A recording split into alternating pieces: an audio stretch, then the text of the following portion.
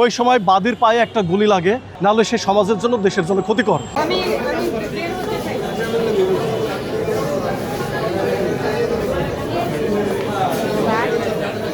শিমু আক্তার বৃষ্টি ওরফে মিষ্টি সুভাষ, এই ব্যক্তিটাকে আপনারা দেখেছেন 26শে মার্চ অর্থাৎ মহান স্বাধীনতা দিবসে আমাদের জাতীয় স্মৃতিসৌধে ফুল দিতে গিয়েছিলেন। ফুল দিতে গিয়ে উনি কিছু কথা বলেছিলেন, যে কথাটা স্বাধীনতার পক্ষে এসেছে।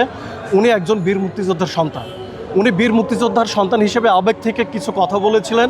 ওই দিন আরেকটা ছেলে দুর্জয় এবং এই মিষ্টি সুভাষ দুইজনকে ওই দিন মব সৃষ্টি করে আশুলিয়া থানায় যখন সোপর্দ করা হয়, সেই দিন একটা সন্ত্রাস বিরোধী মামলায় তাকে বিজ্ঞ আদালতে প্রডিউস করা হয়। সে মামলায় বিজ্ঞ আদালত থেকে যখন আমরা জামিন পেলাম, বেল বন্ড সাবমিট করলাম, পরবর্তী সময়ে ওনাকে অন্য একটা মামলায়, যে মামলাটা ছিল পেনাল কোড, তাকে দেখানো হলো যে সে একজন খুব দুর্ধর্ষ সন্ত্রাসী।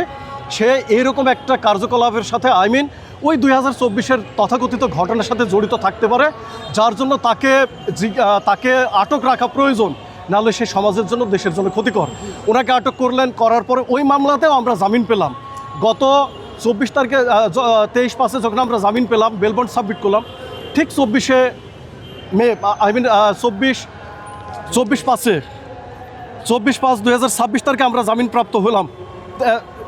ওই দিন আমরা বেল বন্ড সাবমিট করার পরপরই বিজ্ঞ আদালতে আবার আরেকটা মামলায় শোন অ্যারেস্ট দেখানোর প্রেয়ার এলো, যে মামলায় এই মামলাতেও ওনাকে সাসপেক্টেড মামলা হিসেবে দেখানো হয়েছে।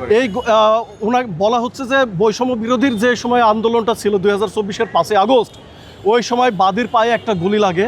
ঘটনার সময় উনি উপস্থিত ছিলেন মর্মে বিভিন্ন তথ্য পেয়েছেন তদন্তকারী কর্মকর্তা।